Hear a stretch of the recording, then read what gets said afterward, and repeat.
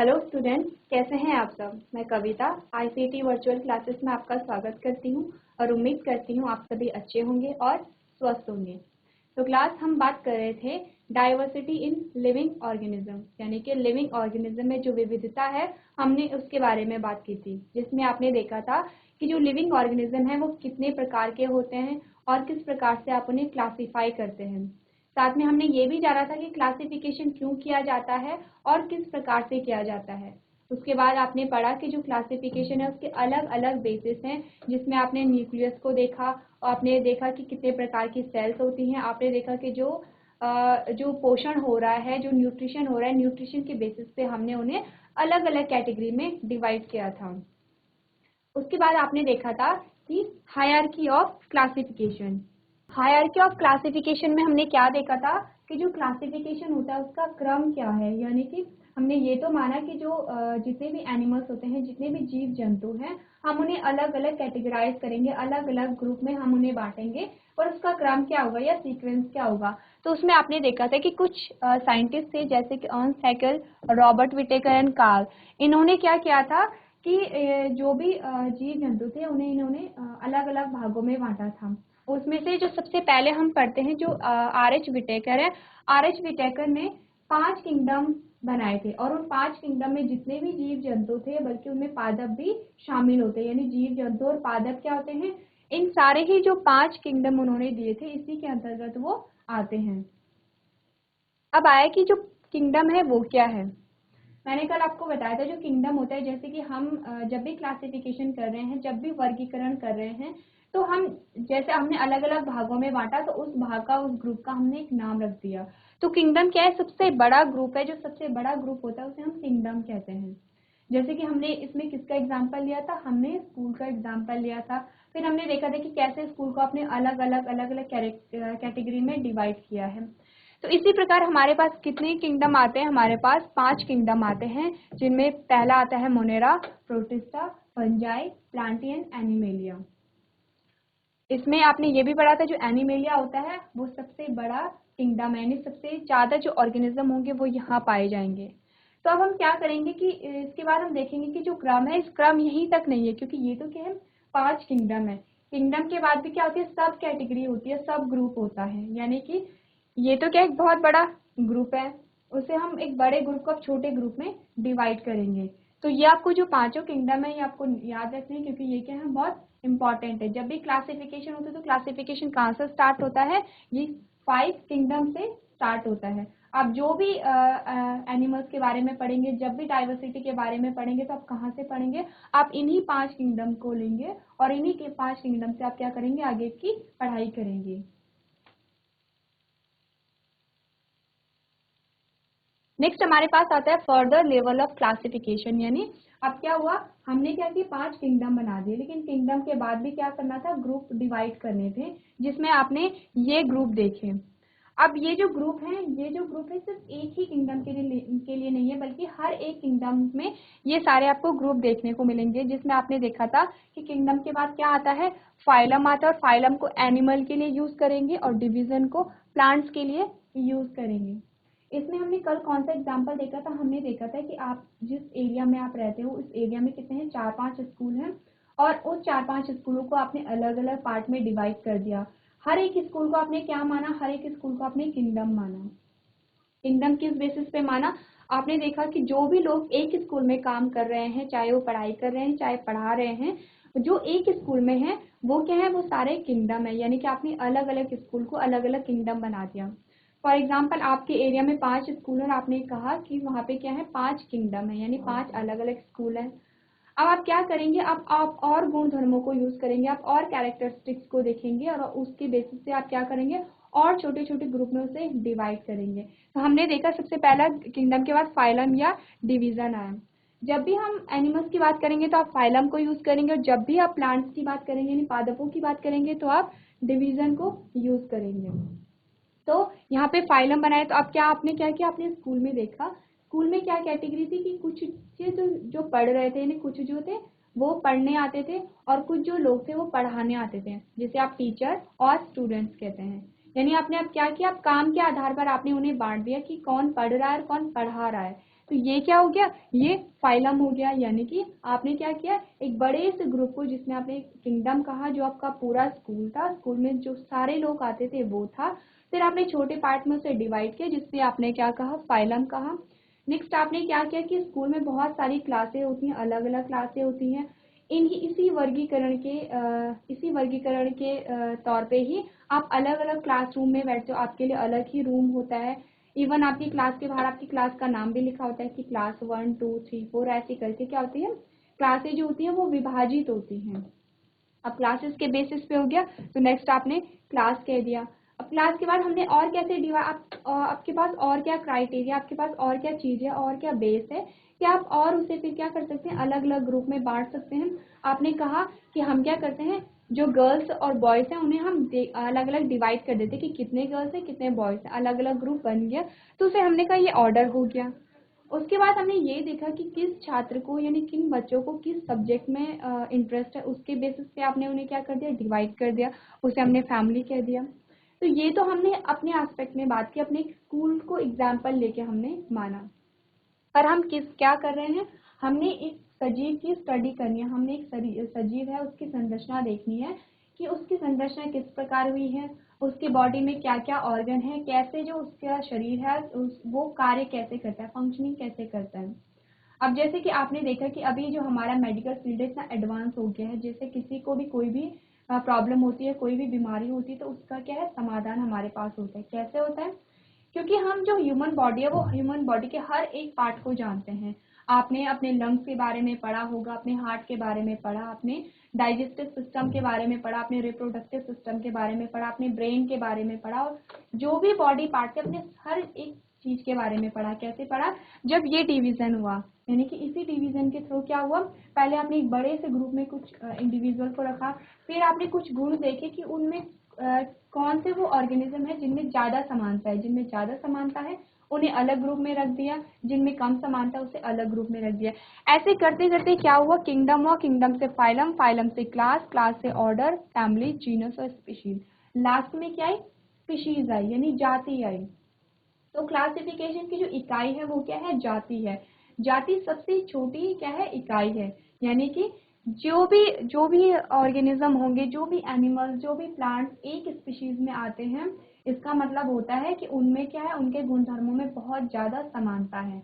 यानी कि वो क्या है, उन जैसे कि आप अगर इंसानों की बात करें तो इंसान क्या है, होमो सैपियंस, सैपियंस आप देखते हैं एक ही स्पीशीज है। और आप देखते हैं कि हमारी जो शरीर की बनावट से लेके हमारी जो शरीर की फंक्शनिंग होती है, यानी जो हमारा जो बॉडी होती है, जो काम कैसे करता है, सबकी फंक्शनिंग एक ही होती है। आप देखेंगे अगर आप ह्यूमंस के बारे में बात कर रहे हैं तो हर एक का हार्ट एक जैसा होगा, वहाँ पे हर एक का हार्ट जो है 4 चैम्बर में डिवाइड होगा।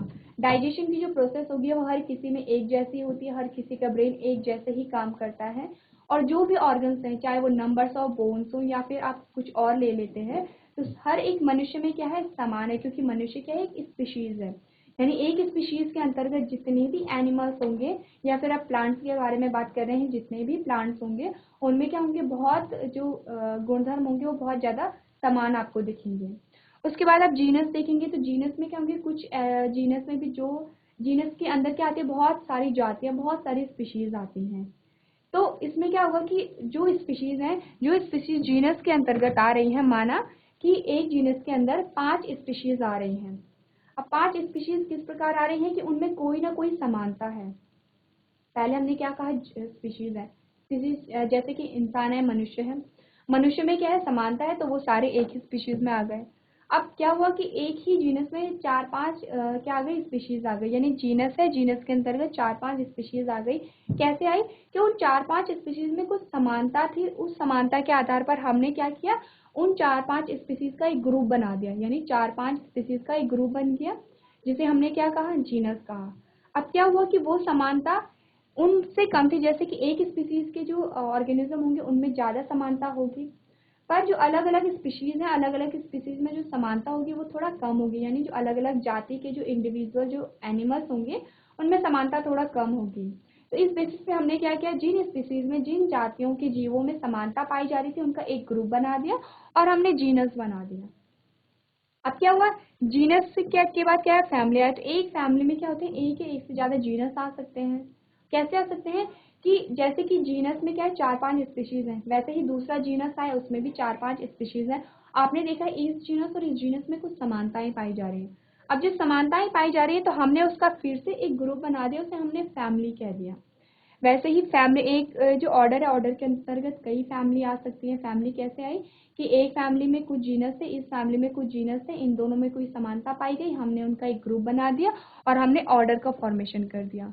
ऑर्डर से सेम ऐसे हुआ, ऑर्डर से क्लास का फॉर्मेशन हुआ, क्लास से फाइलम का फॉर्मेशन हुआ, और फाइलम या फिर डिवीजन। अब फाइलम और डिवीजन से किंगडम भी ऐसे ही बना, क्योंकि एक फाइलम में बहुत सारी क्लासेस रही होंगी, तो एक फाइलम ये था और एक फाइलम ये था। अब दोनों फाइलम में कुछ समानताएं थी तो हमने उसका एक ग्रुप बना दिया, एक किंगडम बना दिया। अब किंगडम कितने हैं हमारे पास? 5 किंगडम है, 5। तो 5 किंगडम के अंतर्गत क्या करेंगे, हम उसके गुणधर्मों के आधार पर उन्हें रखेंगे। अभी तक आपने क्या जाना? अभी तक आपने जाना जो क्लासिफिकेशन होता है उसका एक क्रम होता है, क्रमबद्ध होता है। जो बड़ा ग्रुप होता है उसे हमने किंगडम कहा, जो सबसे छोटा जो ग्रुप होता है उसे हमने स्पीशीज कहा। इसी क्रम के आधार पर क्या होते हैं, हर एक जो इंडिविजुअल होगा, हर एक जो चाहे वो लिविंग ऑर्गेनिज्म हो या फिर वो प्लांट्स हो, वो क्या होते हैं इसी क्रम के थ्रू क्या होते हैं, डिवाइड होते हैं। तो इसके बाद हम देखेंगे, हम अब क्या करेंगे, अलग अलग जो हमने किंगडम देखा, हम अलग अलग किंगडम को लेंगे और उनकी कुछ स्पेशल कैरेक्टरिस्टिक्स देखेंगे, यानी कुछ विशिष्ट गुणधर्मों को हम देखेंगे कि किस जो किंगडम में कौन सा गुणधर्म होता है। यानी गुणधर्मों के आधार पर आप हम देखेंगे कि किंगडम में क्या क्या डिफरेंस होते हैं, क्या क्या सिमिलैरिटीज होती हैं। तो हमारे पास सबसे पहला है मोनेरा। मोनेरा यानी जब हमने 5 किंगडम की बात की थी तो हमने क्या कहा था, मोनेरा, प्रोटिस्टा, फंजाई, एल्गी और प्लांटी और एनिमेलिया। तो यहाँ पे क्या हुआ कि हमने 5 किंगडम में डिवाइड किया, जिसमें सबसे पहला हमारे पास क्या आया, मोनेरा है।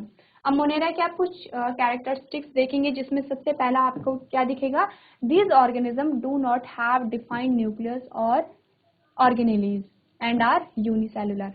अब क्या हुआ, जब हमने न्यूक्लियस की बात की थी, हमने कहा था प्रेजेंस और एब्सेंस के बेसिस पे हमने क्या किया था, अलग अलग इंडिविजुअल को, अलग अलग एनिमल्स को या प्लांट को अलग अलग भागों में बांटा था।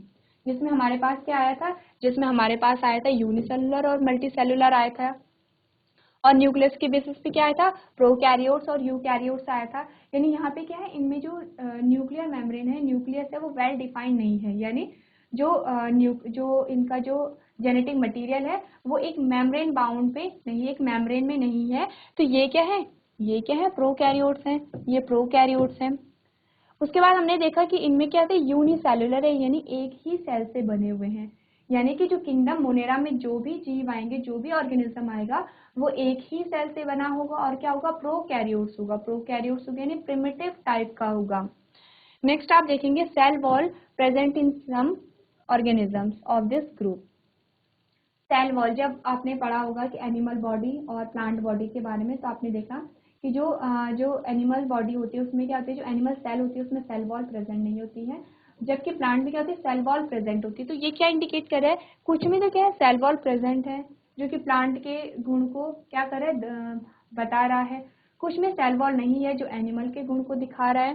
साथ ही इसमें आपने क्या देखा कि जो ऑर्गेनेलीज होती हैं, ऑर्गेनेलीज में क्या है, वेल डिफाइंड नहीं है। जैसे कि जब आपने सेल की बात की थी तो आपने अलग अलग ऑर्गेनेलीज के बारे में पढ़ा था, जैसे कि ribosome, endoplasmic reticulum, Golgi bodies, और सारे ही आपने ऑर्गेनेलीज देखे थे।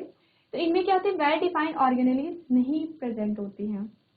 प्लस आपने क्या देखा कि इसमें सेल वॉल किसी में प्रेजेंट होती है और किसी में प्रेजेंट नहीं होती है। नेक्स्ट आपने न्यूट्रिशन की अगर हम बात करें तो न्यूट्रिशन कैसा होता है, कुछ ऑटोट्रॉपिक होते हैं और कुछ हेटेरोट्रॉपिक होते हैं। यानी कि कुछ क्या करते हैं, कुछ में फोटोसिंथेसिस या कीमोसिंथेसिस कर सकते हैं, और कुछ जो अपना फूड है वो किसी दूसरे ऑर्गेनिज्म से लेते हैं। यानी ऑटोट्रॉप और हेटेरोट्रॉप दोनों हैं। अगर इसका एग्जाम्पल देखें तो इसके एग्जाम्पल में क्या है कि बैक्टीरिया और ब्लू ग्रीन एल्गी आती हैं। यहाँ पे आप देखेंगे, यानी कि जो किंगडम मोनेरा होता है, जितने भी जो बैक्टीरिया प्रेजेंट होते हैं वो किंगडम मोनेरा में आते हैं। अब आप जानेंगे कि जो किंगडम मोनेरा है, यानी फर्स्ट जो किंगडम था वो मोनेरा था, और वहाँ पे क्या है, वो प्रिमिटिव लेवल से स्टार्ट हो रहा है। यानी कि आप यूनिसेलुलर से स्टार्ट करेंगे और लास्ट में जब आप एनिमेलिया पे जाएंगे तो आप देखेंगे एक जटिल संरचना होती है एनिमेलिया में जो भी जीव आते हैं। तो यहाँ पे आपने क्या देखा, इसका जो एग्जाम्पल देखा, बैक्टीरिया देखा। बैक्टीरिया क्या होते हैं, इतने माइन्यूट, इतने छोटे होते हैं कि आप उन्हें माइक्रोस्कोप से ही देख पाते हैं। प्लस क्या है ब्लू ग्रीन एल्गी। अब आप यहाँ पे आपने जब न्यूट्रिशन में पढ़ा था कि ये ऑटोट्रॉफ भी हो सकते हैं और सैप्रोट्रॉफ भी हो सकते हैं। तो जो ब्लू ग्रीन एल्गी होती हैं, यहाँ पे जो ब्लू ग्रीन एल्गी होते हैं, यहाँ पे क्या है, इसमें क्लोरोफिल प्रेजेंट होता है और अपने फूड की सिंथेसिस खुद कर सकता है। तो यहाँ पे कुछ बैक्टीरिया के आपको एग्जांपल दे रखे हैं, जैसे कि बेसिलाई है, कोकाई है, स्पाइरुला है। तो ये क्या है, सारे बैक्टीरिया के एग्जांपल हैं। तो ये सारे पॉइंट्स आप अपनी कॉपी में नोट करेंगे क्योंकि ये इंपॉर्टेंट है। इतनी इस छोटी सी इंफॉर्मेशन में आपने क्या किया, मोनेरा के बारे में जाना, उसका इंट्रोडक्शन जाना कि मोनेरा में कौन कौन से ऑर्गेनिज्म आते हैं, उनमें न्यूट्रिशन कैसे होता है, उनकी जो न्यूक्लियस उसमें कैसा प्रेजेंट होता है, उसमें कौन कौन से इसमें क्या आते हैं, एग्जाम्पल आते हैं। तो ये आप अपनी कॉपी में नोट डाउन करेंगे।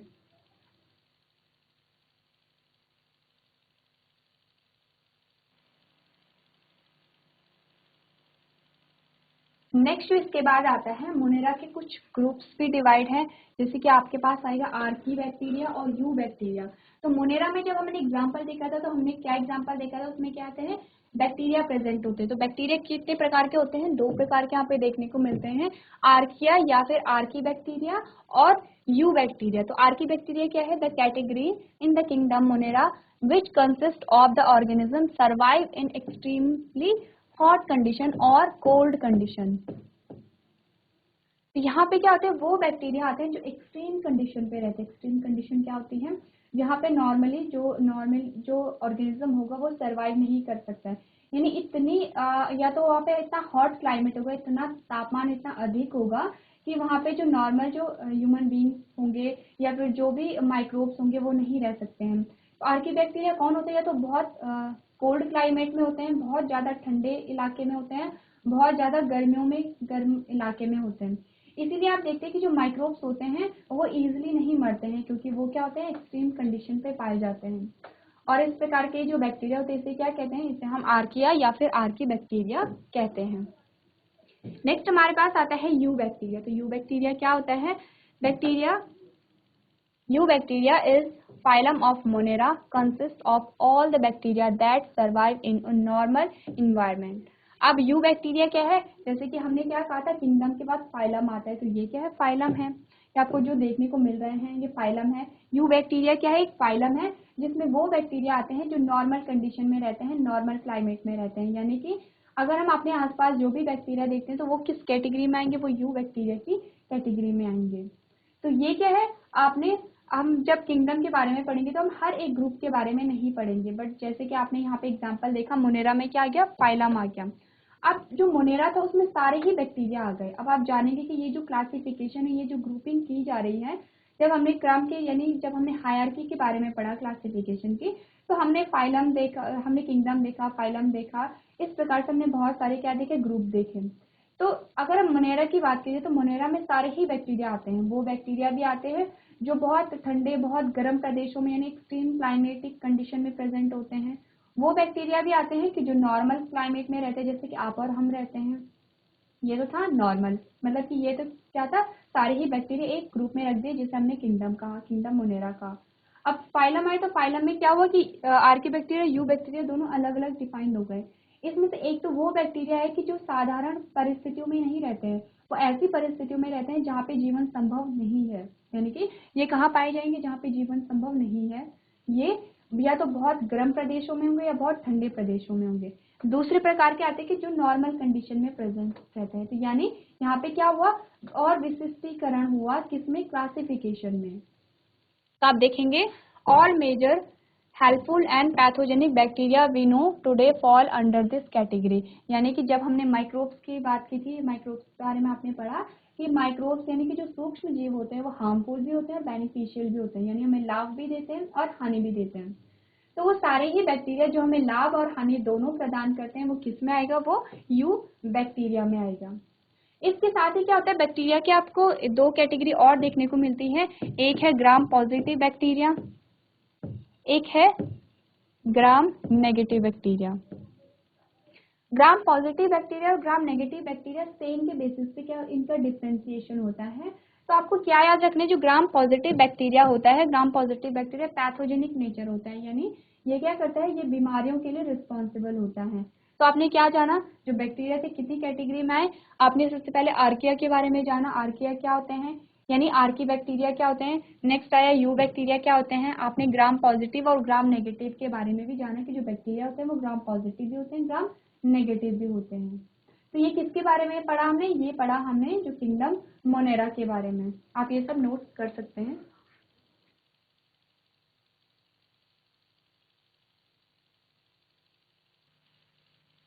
नेक्स्ट जो हमारे पास किंगडम आता है वो है प्रोटिस्टा, यानी मोनेरा के बाद जो अगला जो हमारे पास किंगडम आया वो क्या आया, प्रोटिस्टा आया। अब हम क्या करेंगे, अब हम प्रोटिस्टा की कैरेक्टरिस्टिक्स देखेंगे कि जो प्रोटिस्टा होता है वो मोनेरा से कैसे अलग होता है। सबसे पहले हम देखेंगे ये क्या है, यूनिसेलुलर है और यूकैरियोटिक ऑर्गेनिज्म है। यानी कि मोनेरा में क्या थी, सेल क्या थी, एक ही थी, यूनिसेलुलर था। यहाँ पे भी क्या है, यहाँ पे भी सेल क्या है, एक ही सेल है। पर यहाँ पे आप देखेंगे यूकैरियोटिक है, जबकि जो मोनेरा था वो प्रोकैरियोट था। प्रोकैरियोट यानी जो न्यूक्लियस था वो वेल डिफाइंड नहीं था।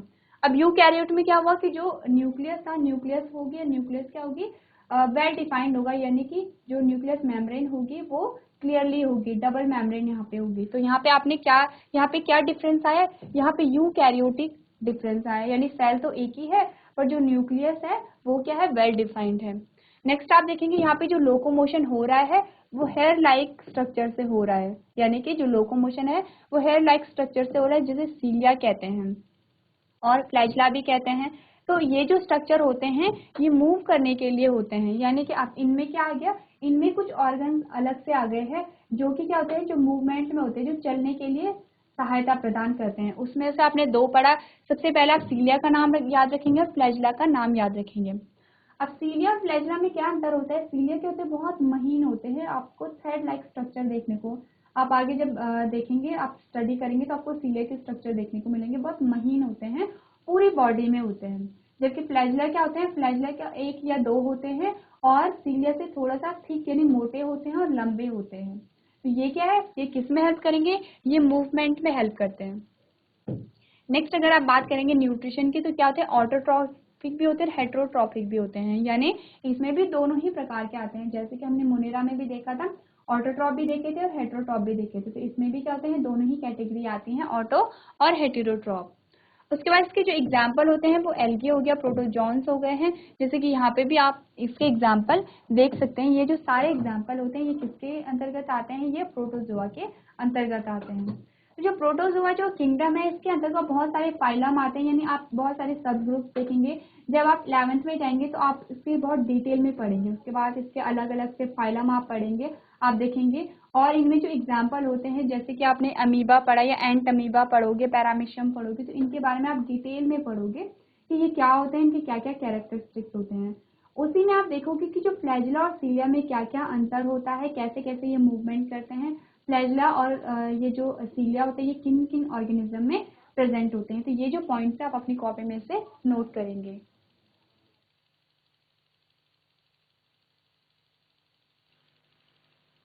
इसके बाद जो नेक्स्ट हमारे पास किंगडम आता है वो आता है फंजाई, यानी कि अब जो तीसरा हमारे पास किंगडम आया वो आया फंजाई। तो फंजाई को अब हम देखेंगे कि फंजाई में क्या क्या कैरेक्टरिस्टिक्स होती हैं। सबसे पहले आपने देखा ये क्या हेटेरोट्रॉफिक है, यानी कि जब आप दोनों किंगडम के बारे में आपने पढ़ा था तो आपने देखा था कि दोनों प्रकार के होते हैं, ऑटो और हेटेरो। पर यहाँ पे क्या, ये हेटेरोट्रॉफिक, यानी कि ये अपना पोषण क्या करेगा, ये अपने पोषण के लिए दूसरे पे निर्भर रहेगा, अपने भोजन का निर्माण स्वयं नहीं कर सकता है। नेक्स्ट आपने देखा यूकैरियोट। अब जैसे जैसे आप किंगडम के बारे में पढ़ते जाएंगे तो आप देखेंगे कि डेवलपमेंट हो रहा है। जैसे मोनेरा था, मोनेरा में क्या थी, जो उसका न्यूक्लियस था वो उसकी जो ग्रोथ थी, डेवलपमेंट था, वो पूरा नहीं था, ठीक से नहीं था। और उसके बाद आपने प्रोटिस्टा में देखा कि उसके में न्यूक्लियस का जो डेवलपमेंट है वो पूरा हो गया। अब यहाँ पे आप देखेंगे कि यहाँ पे यूकैरियोट, ये तो ऑब्वियस सी बात है कि अगर ये तीसरे नंबर पे आ रहा है, यानी जो किंगडम का जो सीक्वेंस है वो उसी बेसिस पे है, किसके बेसिस पे, विकास के बेसिस पे। यानी सबसे प्रिमिटिव, सबसे पहले जो ऑर्गेनिज्म आए होंगे, जो कि जिनकी संरचना बहुत सिंपल है, वो मोनेरा में आए। फिर प्रोटिस्टा में आए तो उनकी थोड़ी ग्रोथ ज्यादा हो गई थी, डेवलप हो गए थे। तो जो फंजाई में आएंगे ये क्या आएंगे, ये भी यूकैरियोट ऑर्गेनिज्म होंगे। न्यूट्रिशन इनका सैप्रोट्रॉपिक है, तो सैप्रोफाइटिक है। सैप्रोफाइटिक में क्या होता है कि ये जो डेड ऑर्गेनिज्म होते हैं, डेड एंड डीके पे अपने फूड के लिए रिस्पॉन्सिबल रहते हैं। जैसे कि अगर आप इसका एग्जांपल देंगे तो आपने जैसे मशरूम देखे होंगे, तो वो क्या होते हैं, वो कहाँ उगते हैं, जहाँ पे कुछ सड़ गल जाता है तो वहाँ पे वो क्या करते हैं, वहाँ पे वो उग जाते हैं। तो ये क्या है, इसमें सैप्रोफाइटिक इसका न्यूट्रिशन है। तो यहाँ पे आप देखेंगे they use decaying organic matter as a food, यानी कि जो भी सड़ा गला जो पदार्थ होते हैं, जैसे कि आप यहाँ पे देखेंगे कि जो सड़ा गला जो भी पदार्थ होता है वहाँ पे क्या होते हैं, वो उग जाते हैं, चाहे वो लकड़ी हो, चाहे वो किसी एनिमल की डेड बॉडी हो, तो वहाँ पे ये क्या करते हैं, वहाँ पे उग जाते हैं। नेक्स्ट यहाँ पे एक वर्ड आया लाइकेन। लाइकेन क्या होता है, some fungi live in symbiotic relationship with a cyanobacteria, they are called lichens. अब सिम्बायोटिक रिलेशनशिप क्या होता है, सिम्बायोटिक रिलेशनशिप क्या होता है कि जब दो ऑर्गेनिज्म क्या होते हैं, एक दूसरे को फायदा पहुंचाते हैं, यानी कि एक अगर दो ऑर्गेनिज्म है तो दो में से एक किसी को कुछ देगा और उसमें से वो भी रिटर्न में कुछ और उसे देगा, यानी दोनों क्या हो रहे हैं, दोनों को लाभ हो रहा है, दोनों एक दूसरे पे क्या है, डिपेंड है, आश्रित हैं। तो यहाँ पे आप देखेंगे कि सिम्बायोटिक रिलेशनशिप किसके बीच में हो रहा है, यहाँ पे फंजाई और साइनोबैक्टीरिया के बीच में हो रहा है, दे आर कॉल्ड लाइकेन। अब इनके सिम्बायोसिस से एक स्ट्रक्चर बनता है, जैसे कि आपने लाइकेन आपने कभी देखा होगा पत्थरों पे आपने कुछ ग्रीन ग्रीन सा कोई स्ट्रक्चर देखा होगा, वो क्या होता है, वो लाइकेन होता है। The algal part provide food, यानी कि जो भी साइनोबैक्टीरिया क्या है, ब्लू ग्रीन एल्गी है, तो यहाँ पे जो भी पार्ट क्या होगा, जो एल्गी वाला पार्ट होता है वो क्या देता है, वो फूड देता है फंजाई को, यानी जो फंजाई है, जो फंगस है, वो क्या है, फफूंद जिसे आप कहते हैं, वो क्या है, वो तो हेटेरोट्रॉफ है, यानी वो अपने भोजन का निर्माण स्वयं नहीं कर सकता है। तो ये अपने भोजन के लिए किस पे निर्भर रहता है, ये एल्गी पे निर्भर रहेगा। और यहाँ पे जो फंगल पार्ट प्रोवाइड मिनरल्स, यानी कि ये क्या देता है, ये एल्गी को मिनरल्स देगा और एल्गी इसे फूड देता है। तो इसी प्रकार से ये एक दूसरे पे आश्रित रहते हैं, और इसी जब एक दूसरे पे ये आश्रित रहते हैं तो इस स्ट्रक्चर को क्या कहते हैं, इसे लाइकेन कहते हैं। तो ये किसके बारे में पढ़ा आपने, ये आपने पढ़ा फंजाई के बारे में। आप ये सब नोट्स करेंगे, जिसके आपके कुछ एग्जाम्पल आपको यहाँ पे देखने को मिल रहे हैं। ये सारे किसके एग्जाम्पल हैं, ये फंजाई के एग्जाम्पल हैं।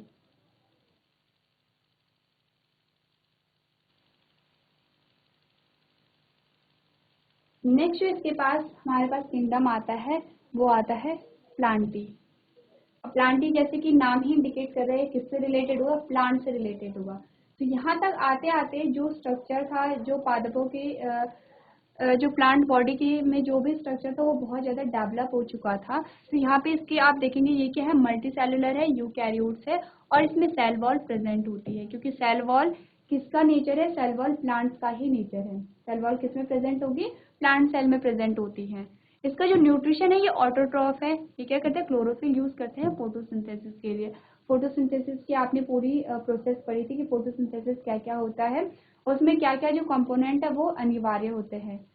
और साथ ही आपने ये देखा जो क्लोरोफिल होता है ये क्या होता है, ऑलरेडी प्लांट्स में प्रेजेंट होता है। तो प्लांट्स क्या है, मल्टी सेलुलर है, यूकैरियोट है। मल्टी सेलुलर है मतलब कि बहुत सारी सेल से मिलके हुए बने हुए हैं, बल्कि सेल्स के बाद क्या होता है, टिश्यू यानी ऊतक का फॉर्मेशन होता है। इससे क्या होगा, ऊतक का फॉर्मेशन होगा, और ऊतक से फिर क्या बनेंगे, अंगों का भी निर्माण होगा, यानी कि अलग अलग बनेंगे, जैसे रूट स्टेम, आपने रूट हो गया, स्टेम हो गया, फ्लावर हो गया, या पत्ती हो गई, अलग अलग आपने देखे। तो यहाँ पे क्या हो रहा है, सेल से टिश्यू यानी ऊतक का फॉर्मेशन हो रहा है, ऊतकों से क्या हो रहा है, फिर अंगों का निर्माण हो रहा है। और क्या देखा आपने, न्यूट्रिशन क्या है इसमें, ऑटोट्रॉफिक है, क्योंकि सिर्फ प्लांट्स ही क्या होते हैं, ऑटोट्रॉफ्स होते हैं। तो अब हम क्या करेंगे, जो प्लांटी जो किंगडम है उसे हम थोड़ा सा डिटेल में देखेंगे कि उसके क्या क्या फंक्शन होते हैं और क्या क्या उसमें क्लासिफिकेशन पाया जाता है। तो अब हम अगर क्लासिफिकेशन देखें तो किंगडम आपके पास क्या आया, किंगडम आपके पास आया प्लांटी। सब किंगडम आया, यानी सब किंगडम से जो छोटा होता है। डिवीजन, यानी जब हमने प्लांट एनिमल्स की बात की थी, हमने फाइलम की बात की थी, और हमने प्लांट की बात की थी, ये डिवीजन होगा। तो जो किंगडम और डिवीजन के बीच में एक और कैटेगरी है, उसे क्या कहा, सब किंगडम का। तो जो किंगडम है वो क्या है, प्लांटी है, और जो सब किंगडम है वो दो होंगे, क्रिप्टोगैमस और फेनेरोगैमस। यानी ये क्या है, क्रिप्टोगैमस और फेनेरोगैमस, ये है सब किंगडम। उसके बाद डिवीजन आया है, यानी जो हमने जब हमने एनिमल्स की बात की थी तो हमने फाइलम की बात की थी। तो जबकि हमने मोनेरा में देखा था, तो मोनेरा में अपने फाइलम पढ़े थे, यू बैक्टीरियम, आर्कीबैक्टीरियम।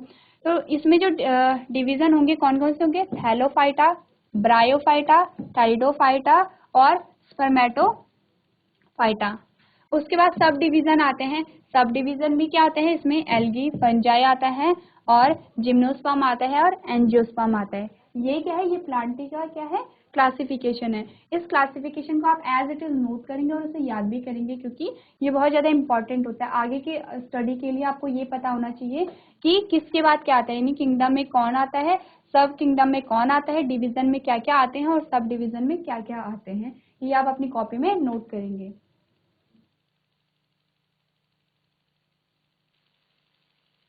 इसके बाद हम क्या करेंगे, इसके बाद हम पढ़ेंगे जो डिवीज़न होते हैं, जो डिवीज़न है हम अलग अलग डिवीज़न के बारे में पढ़ेंगे और उसके कुछ कुछ कैरेक्टरिस्टिक्स देखेंगे। तो सबसे पहला डिवीज़न हमारे पास क्या आया, सबसे पहला डिवीज़न हमारे पास आया थैलोफाइटा। थैलोफाइटा जैसे कि नाम ही इंडिकेट कर रहा है, थैलो यानी थैलस से ये वर्ड आया है। थैलस यानी यहाँ पे जो भी प्लांट्स होते हैं उनकी बॉडी में डिफ्रेंशिएशन नहीं होता है, यानी कि जब भी आपने प्लांट देखा होगा तो आपने उसकी पत्तियां देखी, तने देखे, जड़ देखे, अलग अलग आपने पार्ट देखे। बट जो थैलोफाइटा के अंतर्गत जो भी प्लांट्स आते हैं वो क्या होते हैं, उनमें अलग अलग पार्ट नहीं दिखाई देते, यानी थैले से थैले जैसी संरचना आपको दिखाई देती है, जैसे कि आप यहाँ पे भी देखेंगे। तो ये क्या है, ये थैले जैसे आपको संरचना दिखाई दे रही है। तो यदि आप थैलोफाइटा के बारे में पढ़ेंगे तो आप क्या पढ़ेंगे, plants that do not have well differentiated body design fall in this group, यानी कि यहाँ पे इनकी जो बॉडी है, इनका जो शरीर है वो अलग अलग पार्टों में डिवाइड नहीं हो पा रहा है। जैसे कि आप अगर इमेज में देखेंगे तो आपको ये पता नहीं चल रहा होगा कि इसमें से कौन सी पत्ती है, कौन सा इसका तना है। यहाँ पे क्या है, ये सबसे प्रिमिटिव है और ये कहाँ पे पाए जाते हैं, these plant in this groups are commonly called algae, यानी इसके अंतर्गत कौन आते हैं, एल्गी आते हैं। एल्गी यानी शैवाल, आपने देखा होगा। तो शैवाल कहाँ पाए जाते हैं, जब आपने पानी देखा, कहीं पे पानी रुक गया, बहुत टाइम तक, बहुत दिनों तक पानी रुक गया, तो आपने उसमें कुछ ग्रीन स्ट्रक्चर देखा होगा। जब आपने उसे निकाला भी होगा तो वो बहुत चिपचिपा सा आपको देखने को मिला होगा और रेशेदार आपको देखने को मिला होगा, यानी थ्रेड लाइक स्ट्रक्चर आपने देखा होगा। तो वो क्या होती है, वो एल्गी होती है, यानी शैवाल होती है। शैवाल में आपने ये आप पता नहीं कर पाते हो कि इसका तना कौन है, इसकी पत्ती कौन है, इसमें रूट कौन सी होती है। किसके अंतर्गत आते हैं, वो थैलोफाइटा के अंतर्गत आते हैं।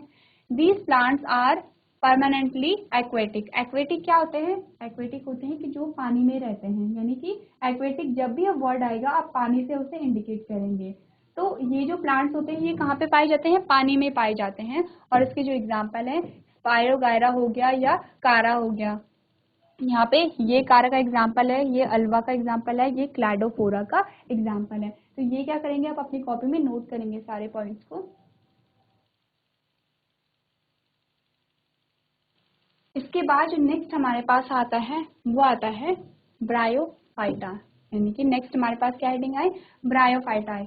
अब ब्रायोफाइटा में क्या होते हैं, these are called the amphibians of the plant kingdom. Amphibians यानी कि इन्हें एम्फीबियंस क्यों कहा जाता है, कि जो पानी में भी रह सकते हैं और जो जमीन पे भी रह सकते हैं। तो एम्फीबिया में जैसे आप देखते हैं तो एम्फीबिया क्या होते हैं, दोनों ही जगह रह सकते हैं, तो इसीलिए इन प्लांट्स को क्या कहते हैं, amphibia of plant kingdom. The plant body is commonly differentiated to form a stem and leaf-like structure। यानी यहाँ पे क्या हो रहा है, यहाँ पे जो तना और पत्ती है, तना और पत्ती में आप डिफ्रेंशिएट कर सकते हैं, आप अलग अलग स्ट्रक्चर को इसमें से देख सकते हैं। However, there is no specialized tissue for the conduction of water and other substances from the part of the plant body। तो यहाँ पे ये क्या हो रहा है, यहाँ पे इतना तो है कि जो तना अलग आपको दिखाई दे रहा है और पत्ती अलग आपको दिखाई दे रही है, पर यहाँ पे अलग ऑर्गन नहीं है। जैसे कि जब हमने प्लांट के बारे में पढ़ा था तो उनमें अलग अलग ऑर्गन पाए जाते थे। वाटर कंडक्शन यानी वाटर के परिवहन के लिए क्या था, रूट सिस्टम था। वैसे ही फोटोसिंथेसिस के लिए लीफ थी और रिप्रोडक्शन के लिए फ्लावर था। अलग अलग हमें क्या देखने को मिले थे, स्ट्रक्चर देखने को मिले थे। बट यहाँ पे क्या है, अभी तक इतना डेवलपमेंट नहीं हुआ है कि प्लांट को आपको अलग अलग पार्ट आपको देखने को मिलेंगे कि जो अलग अलग फंक्शन यहाँ पे कर रहे हैं। यानी थैलोफाइटा में क्या था, अलग अलग आपको स्ट्रक्चर देखने को नहीं मिल रहे थे, यानी प्लांट की जो लीफ और स्टेम में आपको फर्क पता नहीं चल रहा था।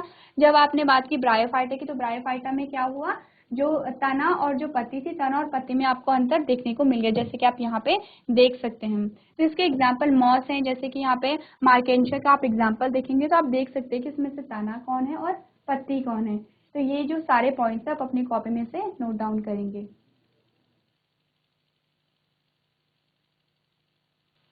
तो क्लास आज आपने जाना कि जो वर्गीकरण में कितनी इकाइयां होती हैं, यानी वर्गीकरण कैसे किया जाता है। आपने जो वर्गीकरण में जो 5 किंगडम होते हैं उनमें से कुछ किंगडम के बारे में पढ़ा। आई होप मैंने आपको जो भी पढ़ाया है आपको समझ में आया होगा। यदि आपको कोई भी डाउट होता है तो आप अगली क्लास में मुझसे पूछ सकते हैं। अभी तक क्लास में बने रहने के लिए आपका धन्यवाद।